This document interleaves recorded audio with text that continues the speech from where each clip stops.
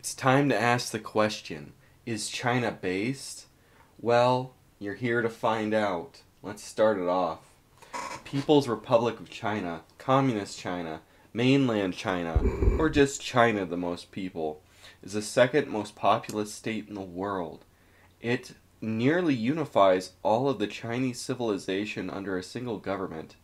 Chinese civilization is one of the oldest continuous civilizations in human history, with Chinese states extending backwards in time at least 4,000 years, and agriculture extending even longer.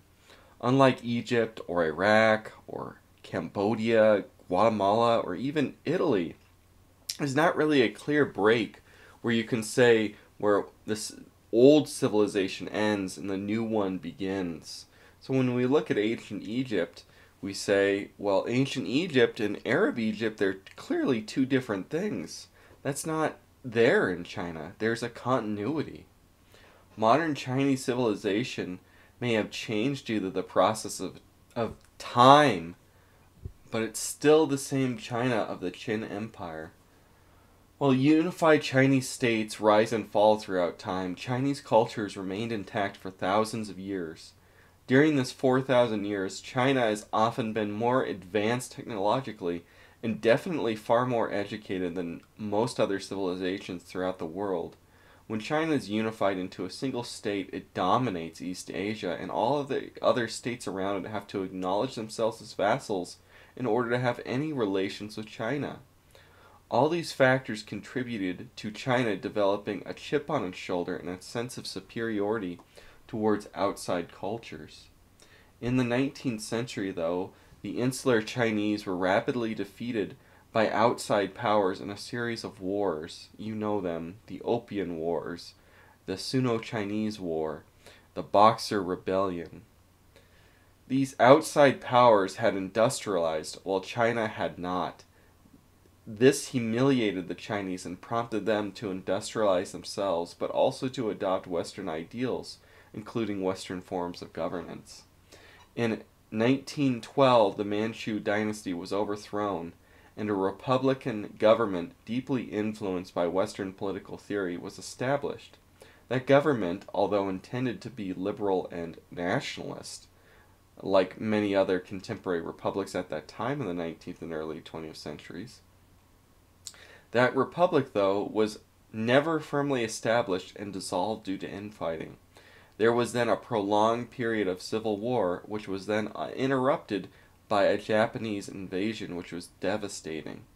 Eventually, though, the Japanese were defeated and chased out of the country, and China's civil war resumed, only for a single communist government to unify most of the country in 1949.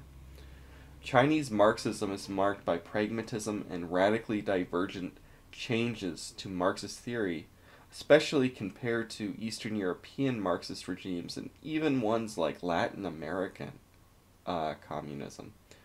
Mao apparently led the communist movement in China for over a decade before actually reading and studying Marx to any great degree.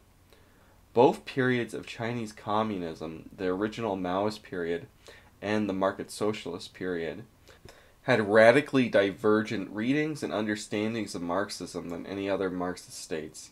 And you can see that the Chinese interpret the ideology as pragmatic rather than idealist. While Marxism may be a Western ideology, and it was taken on by China as a Western import, Marxism is very hostile to Western civilization, and I think that that fit China's anger in its humiliation during the 19th century. The history of China having a cultural chip on its shoulder, its humiliation by other industrialized states, and the incorporation of Marxist ideology has made the People's Republic of China a resentful state which is hostile to both the West and almost all of its immediate neighbors. Despite being deeply behind the West and Japan in 1911 at the onset of the revolution, the PRC has now rapidly caught up and is unquestionably the most powerful non-white state outside of the Western Bloc. Numerous Western commentators in the 2000s predicted that we would be seeing a Chinese century in the 21st century, where China would become the most powerful and influential country on earth. This now seems to be greatly exaggerated, and China appears to have several problems which are arresting its capacity for growth and its rising martial prowess. China is at a crossroads in what it chooses for its destiny. Will it choose to embrace its culture and history, or will it ignore it in favor of communism? Will it choose to build a global empire, or will it choose to live within the natural boundaries it already has? But before we get into all this, I need to say that these videos are broken down into my 5 factors of whether a country is based or not.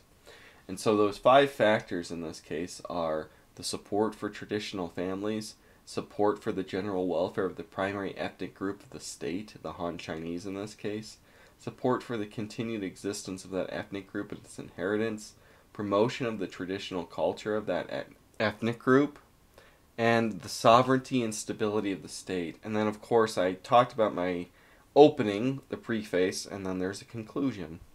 So now let's start this off. First up, we have support for traditional families. China has a very low TFR, or total fertility rate. That's how many kids each woman has. So in 2022, the TFR was said to be as low as 1.09 children per woman. China, like most other Northeast Asian countries, is far below replacement fertility, and the Chinese population appears to have begun to shrink. From 1979 to 2015, China had an explicit anti-natalist policy to lower fertility. It's pretty famous, I think you've heard of it, the one-child policy. The one-child policy is one of the most horrific and idiotic campaigns to ever be conducted by a state in the entire history of humanity. It has had incredibly negative consequences for the country, which cast a terrible shadow to this day. To begin with, the one-child policy was unnecessary. When it was implemented, the country had a TFR of 2.8 children per woman, and that was at the end of the 1970s, where the country saw a pronounced decline throughout that entire decade. Several factors would have contributed to the decline in the Chinese fertility rate had there never have been the incentives and culture that were fostered under the one-child policy. Throughout the period that the one-child policy was in effect in China, that country had underwent rapid industrialization, urbanization, and a large increase of women both entering the workplace and entering into higher education. All factors which in every other country on earth lower the birth rate. Like most other East Asian societies, China has a pretty oppressive work culture which stifles family formation and child rearing. Workers are expected to put in very long hours, often with very long commutes in that country, at nearly every job. A good comparison with mainland China, I think, is Thailand. And they have very similar fertility rates and very similar GDPs per capita, and they're both East Asian countries. Thailand did not have a one-child policy, and now they have the same TFR. India, also recently the most populous country on earth, has dipped below replacement fertility. And while there are some pro-contraceptive campaigns, there was nothing like the one-child policy in mainland China. Well, the name of the one-child policy is a bit of a misnomer because only some of the Chinese population were ever effectively forced into having a single child. There was a great deal of exceptions made for various groups within the society, and the strictness of enforcement depended upon each province, and it was different as time went on. Famously, small ethnic minorities, those under 10 million, were never subjected to the one-child policy, and rural women were allowed to have a second child, that's Han Chinese women, if the first child was a girl. What the one-child policy did, which was so damaging, is taxing families for their pregnancies. Families were required to apply and register for pregnancies beforehand, and they were penalized in fines for unplanned pregnancies or additional pregnancies after their first set limit of children was met.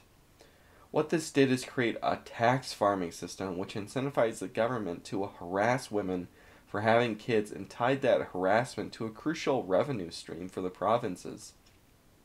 The necessity of that revenue stream made the Chinese government was hostile to changing the law, and that fed into the one-child policy being continued for decades after the TFR rate had gone below replacement. There were even attempts to keep this tax farming regime system up and running after one child was no longer necessary. So then there was a two-child system or a two-child policy and a three-child policy before the entire system was scrapped in 2021 when more pro-life financial incentives were introduced. During the one-child policy, some women were pressured or outright forced to have abortions. That's absolutely horrific. But what happened more often than not was that mothers and families deliberately chose to have abortions. And when the options were limited, they would choose to have a male child rather than a female child. And the whole idea of how you can have a female child first and a male child second, well, that meant that when you had a female child first and you were going to have a female child second, a lot of women would abort that female child until they got a male child second if they were only allowed to have two pregnancies. Thus, sex-selective abortions became very common, and the result was that in the 2000s, the sex ratio in China reached about 117 per 100. That means that there were in excess of 17 boys to every 100 girls. Overall, the most damaging effect of the one-child policy was to regularize having a single child as the default for Chinese society. This, coupled with a toxic work culture and study culture, which is existing in China and most other Northeast Asian societies, meant that parents would happily choose to have a single child and then would devote their vast amount of resources as two working parents upon that single child. This has paradoxically led to a culture of little emperors and little empresses who are not socialized to value siblings or families.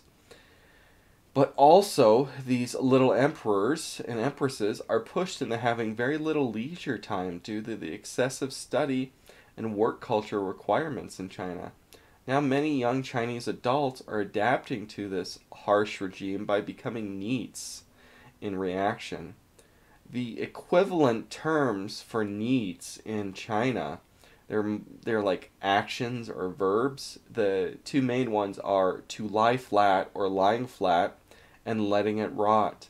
This disinterest in working and education has also become a disinterest in family formation. It should be said that supporting both children and elderly parents as a sandwich generation is a lot more difficult if you're a single child. Furthermore, China has one of the lowest retirement ages in the entire world.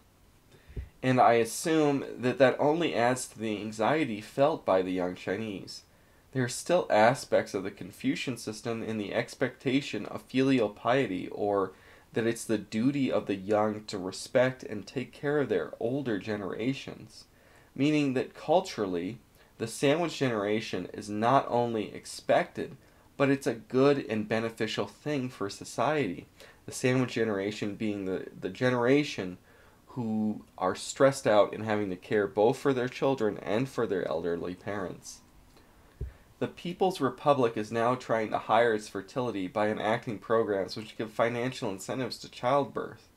It's worth noting that these trends are especially difficult to arrest in the case of China due to the shortage of women. So even if China could somehow flip over the anti-natalist culture which itself had built, the shortage of women compared to men means that reaching 2.1 fertility or replacement fertility is even harder to reach than for almost any other nation. The shortage of women in China is made worse because hypergamy still exists, and it's especially brutal in China. Hypergamy is a tendency of women to seek men who are more economically successful or have a higher status than they do as a partner. Like the West, feminism has led to women being put in the workplace and oftentimes making the same amount of money as any man or more money than a man in the workplace.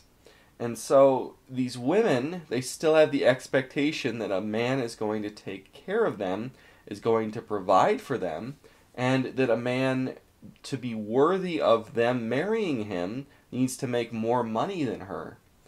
So you have this thing that you see in a lot of societies where the majority of women are in the workplace, where there's all these like groups saying there's no marryable men because they only want men that make a substantial amount of money more than they do.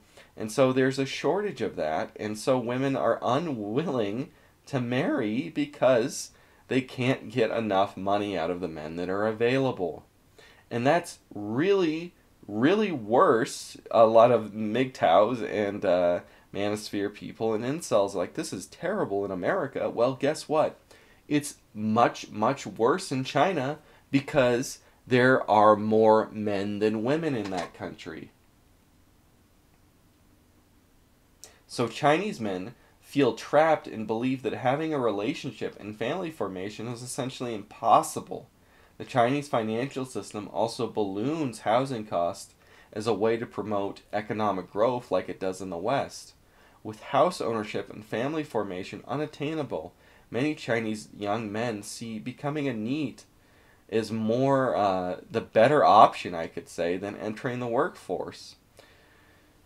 Because there doesn't really seem to be the reward of home ownership to them or the reward of having a wife or children at the end of the tunnel if they enter the workplace.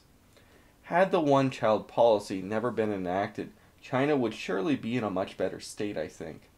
They would have likely have a higher TFR than they do now, although I think it would be below replacement. We're talking about a TFR of 1.5 children per woman or something like that, rather than the current TFR of 1.1 or even 1.0. It's important to remember that while anything below replacement is bad, it's going to lead to problems for society, a TFR of 1.1 is a lot worse than a TFR of 1.5. A lot of people think that the pro-natalist financial incentives that countries are starting to give are ineffective. They say this because they only moderately raise birth rates for the TFR of the country. I think, though, that these people are failing to understand the goal of these incentives. The goal is not to raise the TFR back up to replacement. I think it's to prevent the TFR from dropping even further to lowest low of fertility and try and stabilize them where there are. So keeping it at 1.5 or maybe raising 1.5 to 1.6 is better than letting it fall to 1.0. And China has already fallen to its lowest low fertility, and the sex disparity means that it will be even more difficult to arrest the birth rate and try and push it higher. Antinatalist cultures are always easy to erect, but they're difficult to replace with a pro-natalist culture. And that's because it's always easier to tear something down than build something up. The Chinese government is starting to promote pronatalism, and this includes discouraging homosexuality and other aberrant sexualities. Homosexuality is, of course, decriminalized in China. There's no anti-sodomy laws, but China has never had gay marriage or anything like that. Divorce is increasing in the People's Republic, but it has not reached the levels that have been seen in Western countries. The problem, though, I think overall, is that the Communist Party does not value the people and their happiness as ends in themselves. The PRC views humanity and people as a commodity to increase the GDP of the state. It doesn't have the lofty ideals of communism and workers' revolution. And you know what? I don't even think it has the ideals of post-liberalism of the West, the ideals of sexual liberation and radical individual autonomy. It largely sees human beings as tools for economic growth and for national power, rather than something to be cherished for its own benefit. So if the People's Republic reverses course from its former anti-natalist crusade, it's not because it has some kind of change of heart towards traditional families. It's because they believe it will be better on the balance sheet. A key example of this is not just xenophobic, is that the state incentivized or forced women to have abortions before, And now it's introducing plans to create a campaign for lower abortions. It's not seeking to end abortion because it thinks that abortion is morally wrong. Rather, the pro-life impulse in the Chinese state is guided largely by statistics. When one considers this approach, one can only feel what might be coming, what had happened in Romania. And if China truly wants to arrest its low birth rates, then it may follow that path, the path of the Romanian communist dictator Ceausescu's Decree 770. That decree banned not just abortion in Romania, but also contraceptives. It was derided as a catastrophe by Western feminists, but it was quite effective in increasing the birth rate in Romania. When it was enacted in 1967 and enforced through 1990, it pushed the birth rate throughout that period above replacement in Romania. The lack in gentleness in how it was enacted did have tremendous consequences. That lack of gentleness led to an orphanage crisis within Romania, as abortion, as in much of Eastern Europe, had become the default form of contraception. Since both abortion and contraception were banned rapidly, overnight basically, without any weaning period for the Romanian people, the TFR jumped in the course of a year from 1.9 in 1966 to 3.66 in 1967. Many of these mothers who would have aborted their children were unable to do so, and they ended up sending their children to state orphanages. These state orphanages swelled with little funding, and funding declined even more when the Romanian state began to act austerity measures in the 1980s. These children sent to these underfunded and overpopulated orphanages were neglected, and many of them did not receive enough stimulation and care from the people working at those orphanages. And it's believed that the severe lack of care from the orphanage workers, because of how overcrowded that these orphanages were, it contributed to these children actually becoming retarded. One wonders if the Romanian state's lack of weaning into that policy contributed to those outcomes. If the state were to leave those policies or create those policies and put them in more slowly, would the human cost have been mediated? Most of the other Eastern European communist states had pronatalist policies which were more effective than any of the ones in states today, though they were less successful than Romania's policies. Most of the Eastern European states, through these pronatalist policies, were able to attain positive fertility during that period, and the most important policies in those countries being the tax on childlessness. If China were to enact more aggressive pronatalist policies, it would have the ability to actually do them, unlike liberal states. That's because its Leninist structure of power would be able to enforce these more aggressive policies without that much real pushback from those who deliberately choose to live a childless existence. In liberal democracies, with their sexual liberation, they have much more public pushback, as true pronatalist policies such as a tax on childlessness could be seen as being a tax on being gay. And since sexual minorities like gays have much more rights than parents do in liberated systems, it would be almost impossible to organize such a thing, while it could be done in China. But it's yet to be seen. Next up, we have the support for the general welfare of the primary ethnic group of the state. Following the opening of Chinese markets and the transition from the central planning of the Maoist era to the current market socialism era, the country saw one of the most rapid industrializations and economic growth ever seen in any country in history. While the spectacular economic growth of that period is beginning to stagnate and the country seems to be headed into the middle income trap. In purchasing power parity, the Communist Republic has indeed surpassed the United States, and I see no reason to think the total GDP output of the country, if it has not already, will not surpass the United States in the near future. While neocons may shout and holler about China becoming a paper tiger, it seems that it is adopting well in transitioning from a low-income export-based economy to a more diversified economy where goods are not just exported but consumed within. China is the primary market for its own manufactured goods. The PRC does heavily interfere in trying to prevent bubbles from exploding, and in doing so they make sure that there's a prolonged economic trouble. China seems to be going through a housing crisis of its own comparable to the 2008 crisis. Now, whether or not it has already happened or it's going to happen isn't known for sure yet. And China is pretty infamous for managing its currency and artificially raising and lowering that price of its currency compared to others as it sees fit. Likewise, the country has a marked income inequality, and that creates hiccups since, it's still ideologically Marxist. The most prominent inequality is that between the urban coastal Chinese and the rural interior Chinese. And the government really does little to nothing to try and bridge this gap in income between the two groups. Some could say it's like a different world, with the coastal Chinese, the so-called Gold Coast, living standards that are almost comparable to the first world in some cases, and the rural Chinese in living standards that are more similar to that of Burma or Cambodia or Laos.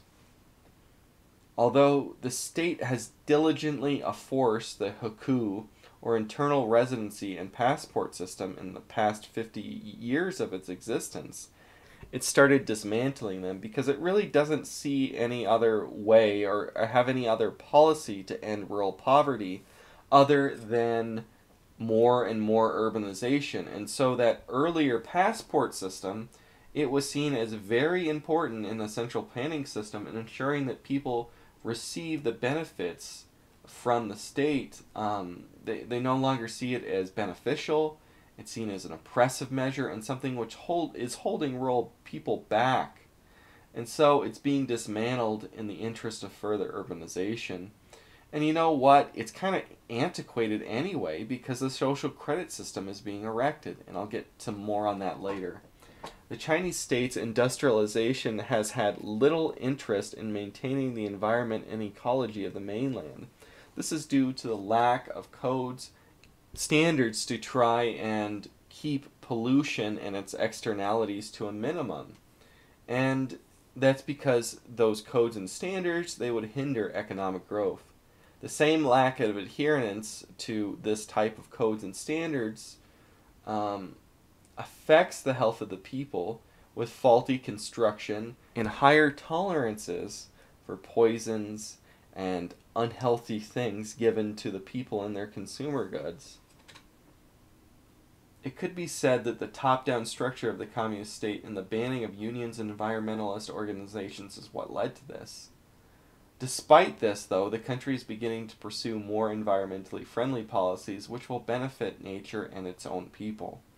While some of this is to establish soft power by joining in on global green initiatives, there seems to be some interest within the leadership in reducing pollution and the consequences of it. If there is any policy, though, which illustrates the Chinese state's view of its people as a commodity rather than human beings, it's the social credit system. The social credit system is the latest incarnation of Chinese legalism, legalism being a reoccurring totalitarian ideology throughout all of Chinese history, in which the government rewards the loyal and severely punishes the disloyal. The social credit system is the same thing as a credit score in the West, except it's not just your banking account or your economic and financial transactions which create that score. It's your electronic loyalty and morality score for what the Communist Party thinks is good. While I do think that there will be some benefit here, as the law is a good teacher, the Communist Party is not exactly the most virtuous institution. Let's put it like this. Drinking to excess is going to be penalized by the social credit system as immoral. But I think that being a Christian will also be penalized by the social credit system. The fear is that the system will work as an electronic watchdog in making sure that the people are overworked and they're already crushing East Asian work culture, and it's going to punish their leisure. One wonders how virtuous a society which values fear and hiding things from the eye of the social credit system will end up being virtuous, because people aren't doing it for their own benefit to be good people. They're doing it because the government's making them do it. Despite these shortcomings, the country continues its economic growth with robust returns, The greatest thing, which is impending continued Chinese growth, though, is the shrinking workforce. While I already touched upon the issues with its birth rate, few people know that China has one of the lowest retirement rates in the world, with men retiring at 60, white-collar women retiring at 55, and women in factories retiring at 50. Such a low retirement age obviously is popular, but it clearly cuts into the time that men and women are capable of contributing to the workforce. Because the reality is, all those groups could be working through that time, years past that time which they're set to retire. The Chinese currently have a life expectancy of 78 years, which by the way is higher than the life expectancy in the United States. If trends continue, this life expectancy could meet up with that of the Japanese at 84 years. The response of the Chinese government is to take slow, measured changes to try and increase that retirement age. Again, though, when we think about how the Chinese government is slowly trying to increase the retirement age, this offers hope that the Chinese state could enact pronatal policies slowly rather than rapidly in the harsh way that the Romanian state did. Support for the continued existence of that ethnic group and its inheritance. The Han Chinese make up about 90 or 91% of mainland China. While arguably not a single ethnic group and that they should be divided into northern and southern Han, that's not really important to this video. The Han Chinese are the people who identify with the Chinese state, the Chinese culture, and the Chinese civilization. Maoist and early market socialist eras were marked by significant third world policies trying to foster alliances and connections with African nations. This led to the immigration of hundreds of thousands of sub-Saharan African immigrants into mainland China. In 1988, concerns about African international students raping Chinese women led to a riot in Nanking against African students. And one of the key government policies ended up being protest in the 1989 Tiananmen Square was international African students coming into China. By the 2010s, the state had realized its error here, and they began trying to crack down on immigrants and enforcing its immigration policies, which were much more strict than what was actually transpiring in the country. For reference, let's look at some numbers. In 2020, there was an estimated 500,000 Africans living in China, largely illegally, while in 2018 there were only 600,000 expatriates legally living in the country. The vast majority of the expatriates were from neighboring East Asian countries. And with the largest non-East Asian country being American with 72,000. The census stated that the total number of legal immigrants in the country was 1,430,695 people. Legal immigration to China is generally difficult and restricted to only a few thousand given permanent residents every year. There is an illegal immigration to China from North Korea, but that's utterly dwarfed by indigent Africans staying largely in and around Canton. I stated before that minorities were not restricted to the one-child policy initially, but this was rescinded. In regards to minority-majority regions, the state's explicit policy now is to send massive Han immigration to those areas and forcibly assimilate the minorities. In both Tibet and Xinjiang, the long-term plan seems to be Sinicization, and that those minorities in those parts of the country, especially in the western part of the country, they're going to become minorities and the majority will be Han. As this already happened within Manchuria and Inner Mongolia. And these policies include harsh punishments for cultural expression for those groups, while the PRC initially had some anti-Han policies back during the Mao era especially. These have been rescinded, and the government is actively seeking the colonization of its minority-dominated Western Chinese interior. I don't think you could really credibly say that the Chinese state is not a national state which seeks to benefit, at least in its eyes, the Han Chinese people over and above its minorities and other groups. The promotion of the traditional culture of that ethnic group. The 1911 revolution and the victory of the communists succeeding the Civil War meant that the Chinese society began to find Western customs, politics, and philosophical beliefs more appealing than its own native ones. China, in some sense, had become Westernophiles. But at the same time as this Westernophilia developed, there is also a deep resentment against the West for the humiliations it suffered militarily and its relative economic poverty compared to the West. Despite this resentment, there was not a fostering of traditional Chinese culture under the communist regime. Most Chinese have accepted Western dress and Western architecture as the default in the country. Marxism is largely defined by an aggressive hatred of religion and tradition, and the People's Republic is no different. When the communists came to power, they suppressed all religions. The state attempted to co-opt organized religions such as Buddhism, Taoism, Islam, Catholic Christianity, and Protestant Christianity. The government attempted to force these religions into state-run organizations which would promote the facade of the freedom of religion, but would only really exist to promote communism. And these organizations would undermine the religion from within and try and dissuade true believers from meeting together in public. Non-organized religions, like Chinese paganism and the cult of Confucius, were not even lucky enough to get a society dedicated to lying about religious freedom. They were persecuted fanatically, just as much as Christianity, Islam, Buddhism, and Taoism. Confucianism, which had been the default ideology of China throughout most of its history, was thrown into the garbage heap. When the Maoist era came to an end in 1978, there was an opening up of some freedom for religion. While the 5 organized religions were still represented by official state policies, individual religious practice for individual citizens was allowed, unofficial meetings were allowed, and some missionaries were allowed in the country under the auspice of them just saying they were teachers. This doesn't mean that the persecution of these groups has ended. It's just not as consistent as it was before.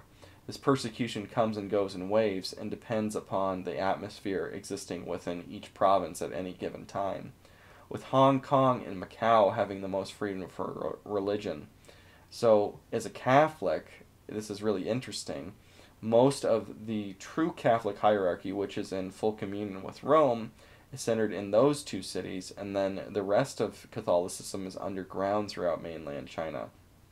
And there's this overlap between the official government-run version of Catholicism and this underground, unofficial version, true Catholic Church. And that's the same thing with Protestantism, Islam, Buddhism, and Taoism, that there's a true believing network made up of individuals, often in meeting up in unofficial churches or religious organizations, and it's overlapped with the official state organ that's supposed to represent those religions. During this period, after 1978 that is, the biggest marked religious change, I think, has been the mass conversion of Chinese people to Protestantism. Protestantism was actually, I don't think a lot of people know this, was spreading pretty fast in China during the Qing dynasty. And it was spreading quickly during the Republican period before the Communist victory. It went downwards, of course, as the persecution was really hot and heavy during the Maoist era. But as the market socialist era is repressing Protestantism, but nowhere near as much as the Maoist era, that means that the surge in conversions to Protestantism has increased. And nobody knows how many Protestants there are, but there are now tens of millions of Protestants in the country. During this period also, in the 1990s and the 2000s, there was a new religious movement, the Falun Gong. And the Falun Gong, they're kind of a mix of a lot of traditional things that were believed in China. And one could say it's kind of like a religious reformation of Chinese paganism and Taoism together. But it was spreading rapidly. Sometimes it was actually fostered by the state. But In 1999, it was brutally suppressed, and although it has tens of millions of followers in China, the Chinese government is dedicated to try and brutally suppress that religion more than any other religion in the country. Keep in mind that Islam and Buddhism have also been persecuted particularly aggressive. The Islam of the ethnic minorities in Western China is particularly brutally oppressed as part of their culture and part of the policy to try and sinicize Western China. Also, Buddhism is persecuted pretty heavily, in particular Tibetan Buddhism, with lamas being kidnapped. The most interesting thing, though, is that when it comes to Chinese paganism, after 1979, the PRC has allowed a rebirth to occur publicly and without any substantial persecution of the what's called the Chinese folk religion, or I feel should be called Chinese paganism. I like pagan, the word, better than folk religion. They mean the same exact thing. So anyway, Chinese paganism, it's growing. There's public expression of it much more than there is of any other religion. And the Chinese government doesn't really see it as a threat. And so that means that there's even been local provincial governments actively promoting and encouraging the practices of Chinese paganism. And the cult of Confucius in its organized state hasn't been allowed to grow back to its extent prior to 1911.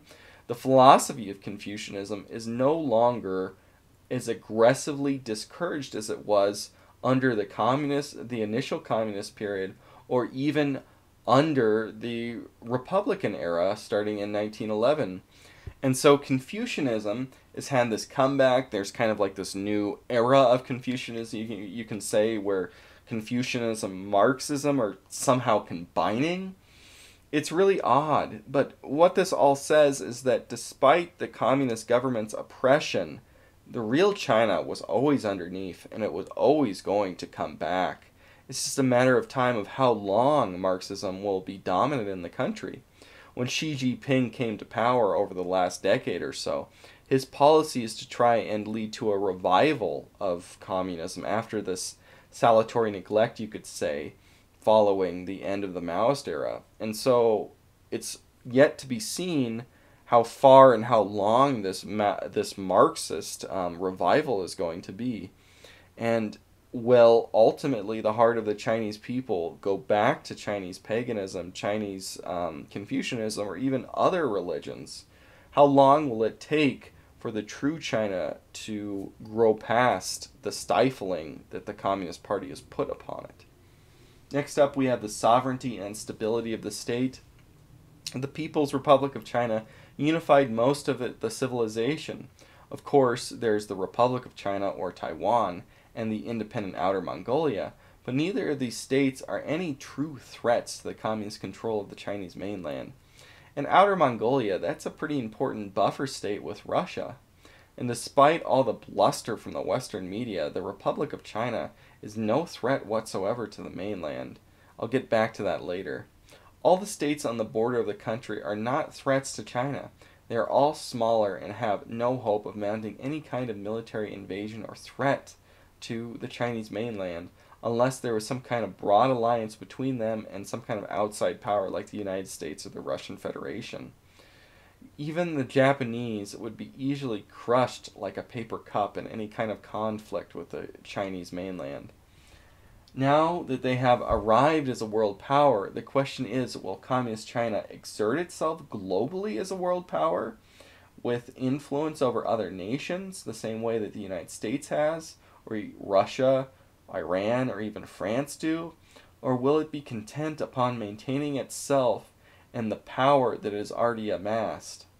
Communist China became a pariah due to its communism initially, but Mao made it even worse when he broke off his alliance with the Soviet Union after Khrushchev came to power, and the Chinese found themselves as an almost total pariah state. When Mao died and Deng came to power as the paramount leader of China, one of his main goals was to soften this negative and confrontational view of the Chinese towards the rest of the world. As this happened, the outside world began investing in the country, and the international community began to forget how aggressive and insular the Chinese were during the Maoist era. When Xi Jinping came to power, he has again tried to push the claims of the communist state upon Taiwan and the Five Dash Line, that's the claims of owning the open ocean of the South China Sea.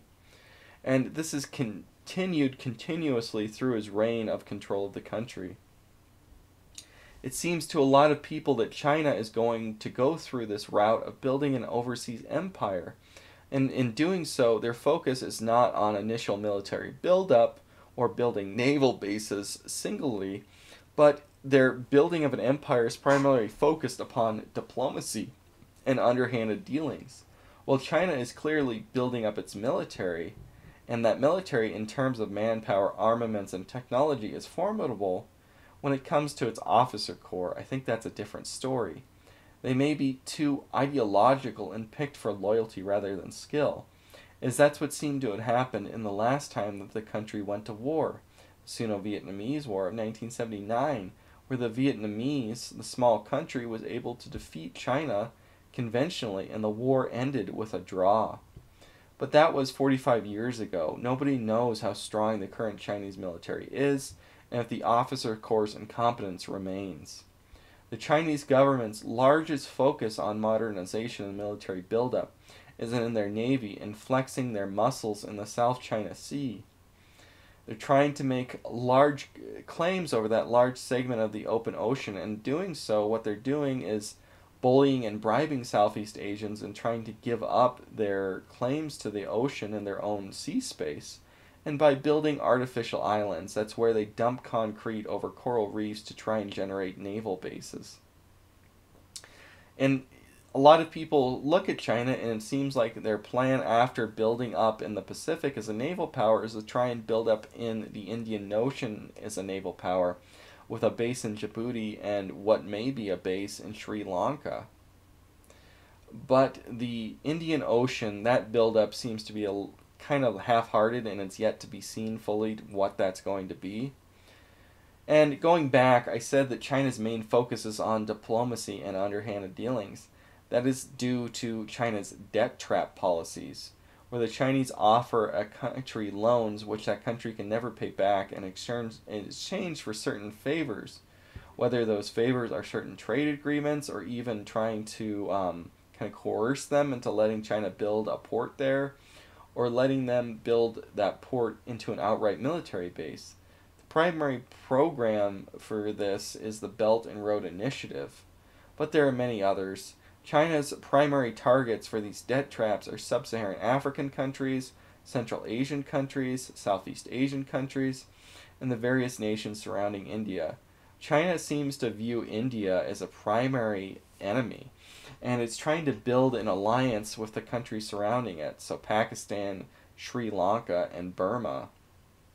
Buying allies through bribery and debt traps doesn't seem like a good idea, and it seems to breed contempt and hatred for the Chinese. In Africa in particular, it seems like there's a deep hatred towards China that's developing. So, at the end of the day, China has no friends and no allies because of the way it goes about trying to create allies. Even those countries which could be seen as its closest allies, North Korea and Burma, really aren't allies. It's really out of convenience and necessity that those countries are allied with China. Both these states are pariah nations, military dictatorships. In North Korea, they have to have their alliance with China because they're not self-sufficient. They're the small, mountainous country that can't feed itself, and so that's the necessity of its alliance with China. And in Burma, the military government is in a life-or-death struggle in a brutal civil war.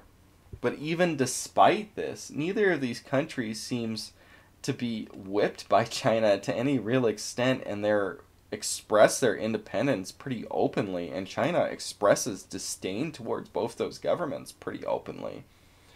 And because of this lack of friends and allies, this begs the question, what does China need to expand outwards? Why does it need to do this? Does it really need to try and force African nations to give their commodities through bribery? before Xi Jinping, it seemed that the normal trade policies they developed with other countries were working better. And the reason that China might be doing this is that China has an Achilles heel. That's the Straits of Malacca. A great deal of trade comes through here, and more importantly, China's food comes through here. China is not very food self-sufficient.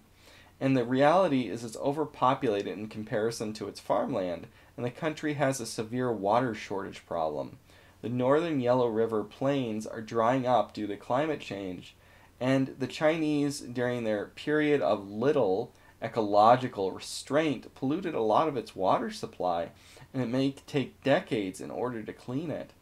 So this period of indifference to the environment is really biting back when it comes to their water supply and agriculture. While this is a danger to China's stability and sovereignty, it's not something that China really has that much power to mitigate. Because the only way that it could really get around this weakness of the Straits of Malacca would be conquering Southeast Asia outright.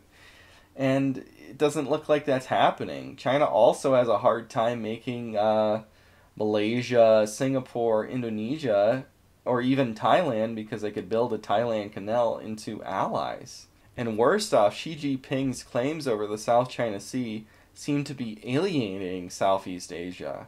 So pretty idiotic.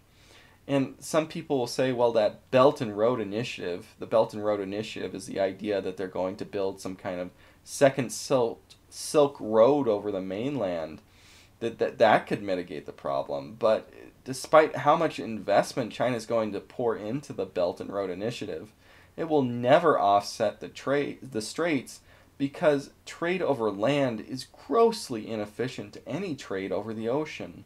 And while all this has been going on, there has been intense saber rallying towards Taiwan.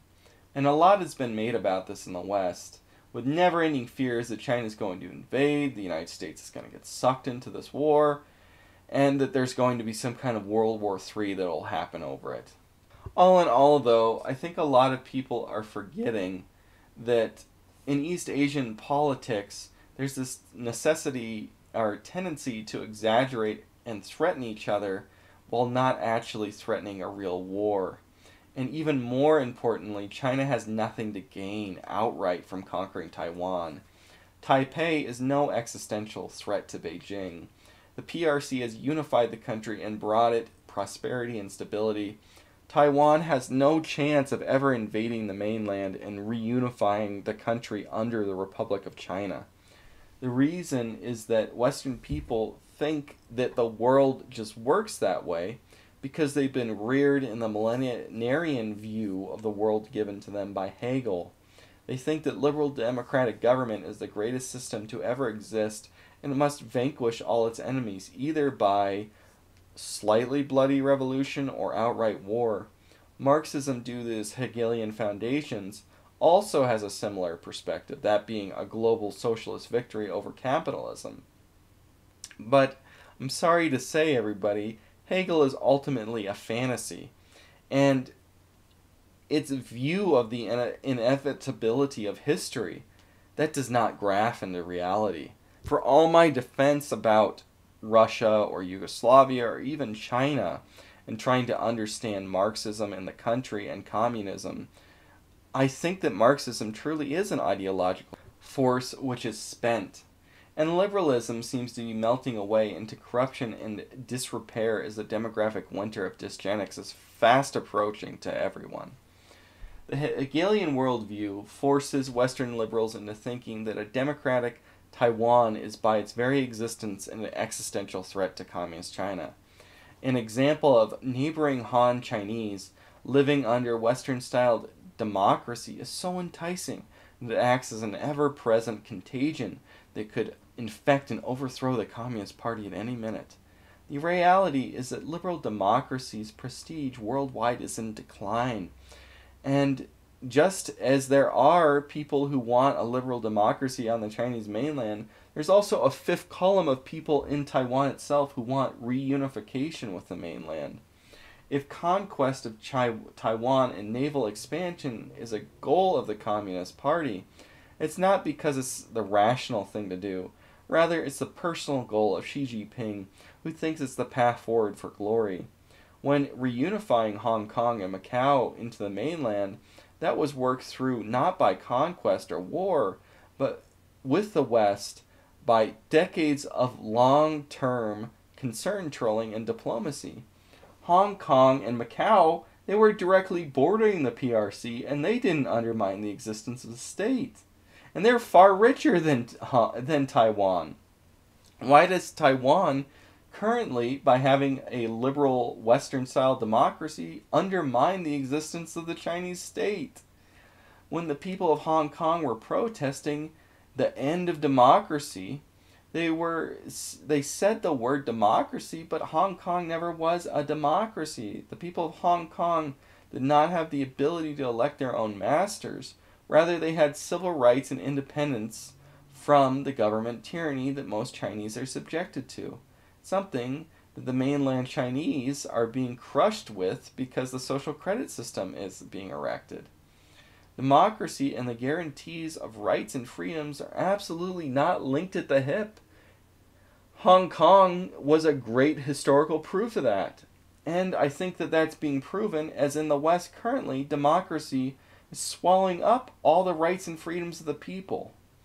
And so when the world looks to the West and they see the West revoking freedoms in the name of democracy, the spell of democracy and the lust that people have for it because they want the freedom that the people in those countries have, that spell's broken because now they're realizing that building a democracy was just a cargo cult all along. Democracy does not inherently bring about the living standards that the West had, and it does not inherently bring about freedom.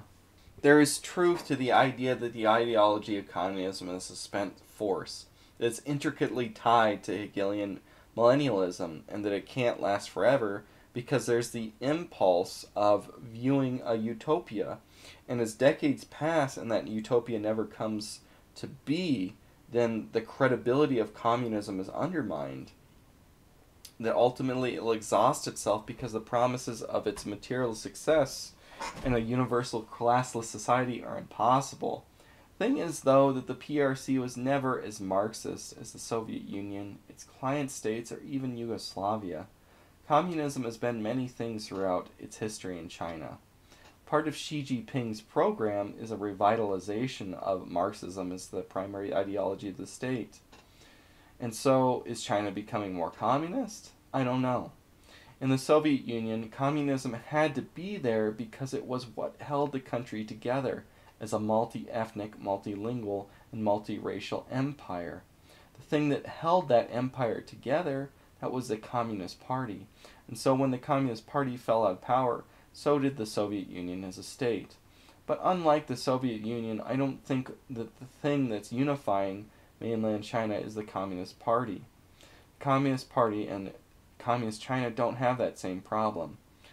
Because the state, I think, is based around the single ethnic group of the Han Chinese. And over time, the state has become more interested in the interests of the Han Chinese as a people. The 1990s and the 2000s, with its rebirth of Chinese identity, Chinese paganism, and even Confucianism, has shown the way forwards for the Chinese people.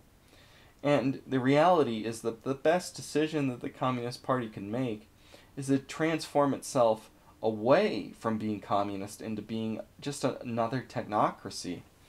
And this example has actually been seen for China in its neighbor North Korea. North Korea reinvented itself and dropped Marxism as its official ideology with the rise of Juche. And now today North Korea is a national socialist state rather than a Marxist socialist state. Conclusion. Modern China has clearly arisen once more to be a world power. It has pulled tens of millions of people from very low poverty into the modern world. While China is clearly not the richest country in the world, and there are millions of Chinese yet to escape crushing poverty, the tremendous growth that China has had is still going on. It's not ended yet. The leap from bikes to cars, the leap from radios to televisions, and the leap from Walking over and having to walk to the river to washing machines, that's incredible. And that's the leap which has occurred in China since 1978. China's crushing low birth rate and lower retirement age are the primary factors I see which may break this great economic growth and the modernization of the country. That's the threat that it sees in the near future. In the medium term future, China faces resource scarcity just like every other country in the world. And that is the fate of the modern world, and that is something that China can't avoid. And so maybe China is going to try and grasp for avoiding that or preventing the inevitable by building a worldwide empire off the back of trickery in Africa or with an empire in the Indian Ocean. It could also accept, though, that it's a unified country and that it has its natural boundaries now, and that it does not have any reason to expand outwards. And that there's not really any threats in the country like there is the imported threats of mass immigration into the West and the ceaseless population replacement that entails. There's no real demographic threat to the unity of the Han people. And China, because it has these natural borders, it's not like Russia with large, open, unnatural borders it must defend. Taiwan's existence, despite how many rivers of ink the West dumps about it, doesn't pose any natural threats to the mainland, only imagined ones. And the invasion of that island is completely unnecessary. And if they did do that anyway, it would be super difficult.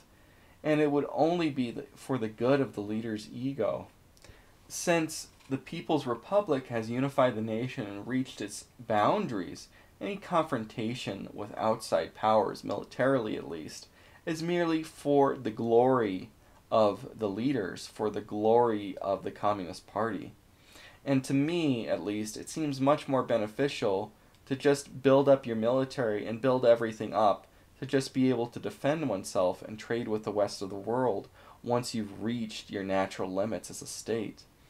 China is at a crossroads in so many aspects, and it's up to it to decide its own destiny. It has built one of the most anti-family cultures in world history, and now as a result has a crushing low birth rate. This crushing birth rate is something which will prevent further economic progress and development. But the reality is that China actually was overpopulated in terms of its cultivated land because it could not readily feed itself. As shortages in rare materials and resources will become more dire in the coming decades, will it be good to maintain its population of over 1 billion people? The economic development and progress which the Chinese state has built, despite whatever it does, will become a thing of the past when the resources of the entire earth run out. Should China accept its low birth rate? Should it rise it up to a manageable sub-replacement level so the wheels don't fall off and it can manage itself? Should it try to go backwards and reach replacement level? Will it double down on infinite growth on a finite planet? While the Communist Party is seeking a revival of its ideology under Xi Jinping after decades of ideological salutary neglect, one wonders what benefits this revival could actually hold for the Chinese people. During the ideological salutary neglect, one was able to see the real China peeking out with its deep culture and history, growing past the artificial constraints put in place by that modern communist state. I don't believe in Hegelian inevitabilities, and I don't think communism is going to destroy the Chinese state. I think that ultimately the collapse of the Soviet Union, that was a result due to its bad constitution and the idiocies of Gorbachev than some kind of end of history and a global triumph of liberalism. The reality is that communism is suppressing the real China and preventing its culture from truly flowering out and expressing itself. Sadly, what communists like about the country's history is also its most repressive tendency, though. That is legalism. And now legalism is being reborn under the aegis of the social credit system. And I don't think that communism or the atrocities that communism has done are really going to be the things that make the government the most unpopular. It's going to be the severe loss of freedoms under the social credit system. The Qin Empire, of course, was overthrown. One thing is clear. While the continued existence of many countries and cultures around the world appears to be in doubt, the continued existence of the Han people and Chinese culture is not. Whatever the future may hold for the Middle Kingdom, one thing is assured: the thousands of years of Chinese civilization will continue. But now, it's time for you to decide. Is China based?